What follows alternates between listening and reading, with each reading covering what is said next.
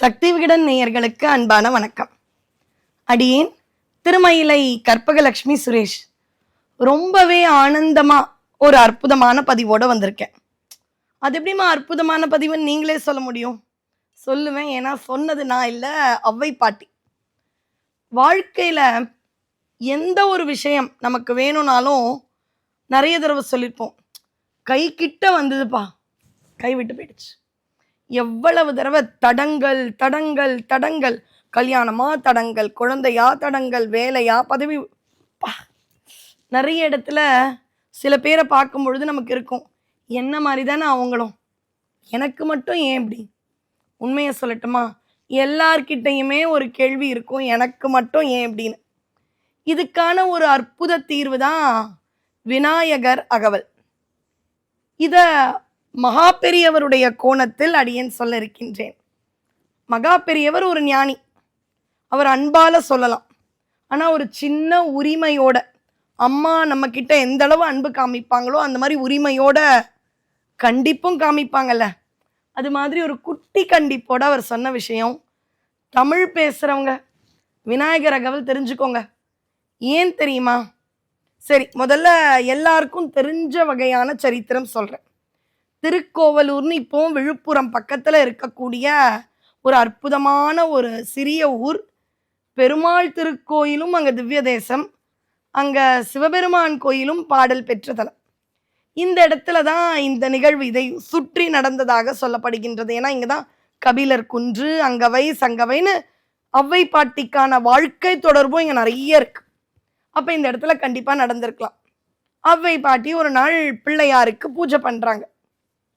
வான் வழியாக சுந்தரர் யானை மீதும், சேரமான் பெருமான் குதிரை மீதும் கைலாயம் போறாங்க.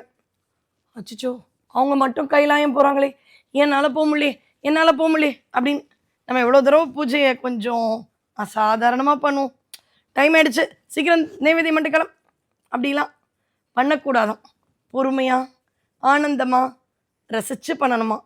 என்ன பண்ணுறது, நம்ம வாழ்க்கை முறை. சுவாமி புரிஞ்சுப்பார் அப்படிதானே நம்புகிறோம். கோவத்தில் அம்மாவை நம்ம திட்டிடலையா, அது மாதிரி தான் சுவாமியும் புரிஞ்சுப்பார். ஆனால் அவங்கள பார்த்து ஏக்கத்தோட பாட்டி அவசரமாக பண்ண, பிள்ளையார் வராராம், பாட்டி கவலைப்படாத, நீ பூஜையை பொறுமையாக பண்ணு பாட்டி, நான் உன்னை கூட்டிகிட்டு போகிறேன் கைலாயத்துக்கு.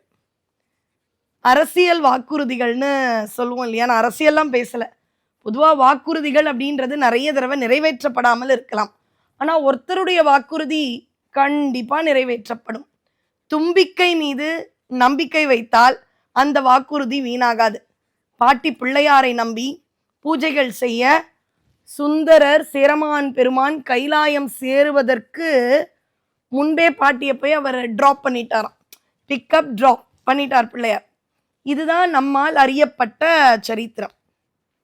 இங்கே தான் மகா பெரியவர் வேற ஒரு ஆங்கிளில் சொல்கிறார். இதுக்கு தான் நமக்கு ஞானிகள் வேணும். அவ்வை பாட்டி ரொம்ப ஞானமுடையவள். எந்த அளவு முருகனோடு அவளுக்கு அப்படியே ஒரு அன்பும் தொடர்பும், சுட்ட பழம் சுடாத பழம்னு ஒரு தொடர்பு இருக்கும், பிள்ளையார்கிட்டையும் உண்டு. குழந்தைக்காக பாலும் தெளிதேனும் பாகும் பருப்பும்னு கொஞ்சி கொஞ்சி பாடியவள். வாக்கு சுத்தம் இருக்கணும் ஒருத்தருக்கு, வாக்குண்டாம் நல்ல மனமுண்டாம்னு பாடியது பாட்டி. அப்பேற்பட்ட ஞானமிக்க பாட்டி அவங்க ரெண்டு பேரும் போறாங்களே அப்படின்னு ஆதங்கப்பட்டிருப்பாங்களா? இது கொஞ்சம் ஒரு உயர்விய பண்பான ஒருத்தருக்கு இந்த குணம் கொஞ்சம் ஒத்து போகலைல்ல, நம்ம அதெல்லாம் யோசிக்கல. ஆனா மகா பெரியவர் அற்புதமான பதிலை சொல்றார். பாட்டி பூஜை செய்தாராம், அப்ப சுந்தரர் போறாராம்.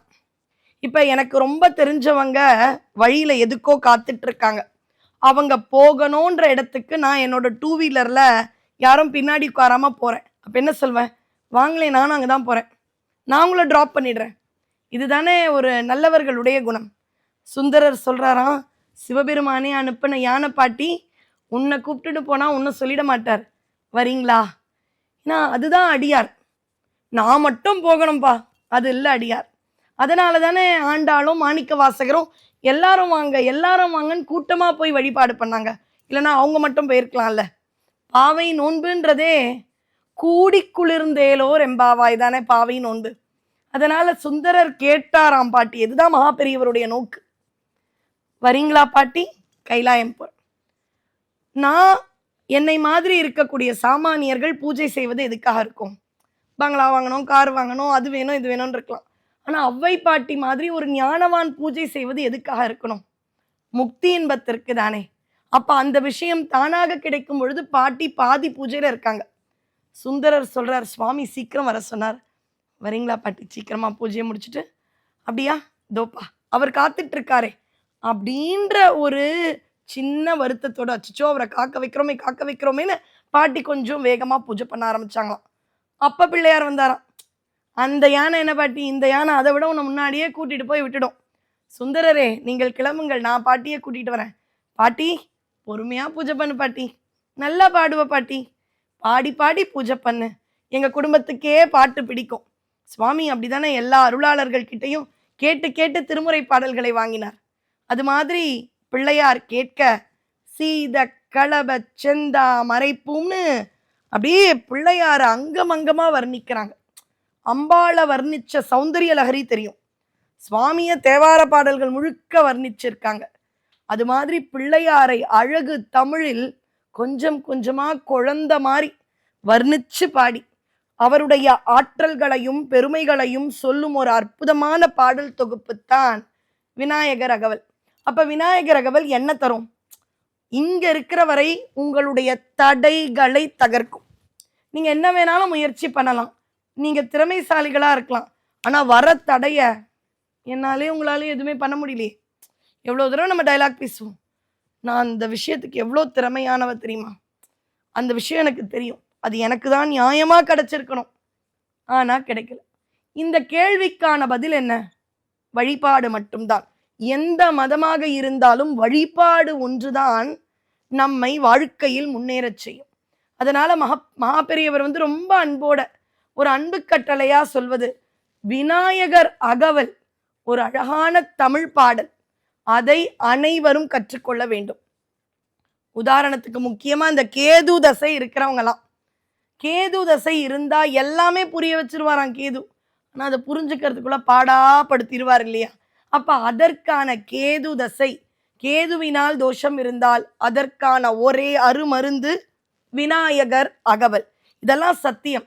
இப்போ நீங்க ஏதாவது ஒரு விஷயத்திற்கு நியாயமாக முயற்சித்து அது கைவரக்கூடும் என்ற நிலையில் தள்ளிக்கொண்டே போகிறது என்றால் சர்வ நிச்சயமாக ஔவையின் தமிழ் மீது ஆணையாக நீங்கள் அந்த விநாயக கடவுளை தும்பிக்கையான் மீது நம்பிக்கை வைத்து விநாயகர் அகவல் சொல்லுங்கள். கண்டிப்பாக என்னென்ன இந்த உலகியல் தேவைகளோ கிடைக்கும். என்ன தராதுங்க இந்த விநாயகர் அகவல்? பிள்ளையாரே கூட்டிட்டு போய் கைலாயம் வரை விட்டாருனா எதை தராது, எதை சாதிக்காது அந்த விநாயகர் அகவல்? சொன்னது மகா பெரியவர். அப்ப அவர் சொல்றாருன்னா நம்பி இறங்கிடணும். அப்படி நம்பி நாம் அனைவரும் ஒரு மண்டலம் தான் அந்த விநாயகர் அகவலை சொல்லி பார்ப்போமே.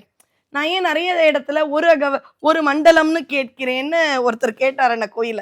விகடன்ல பார்த்தேன், ஏன் ஒரு மண்டலம்?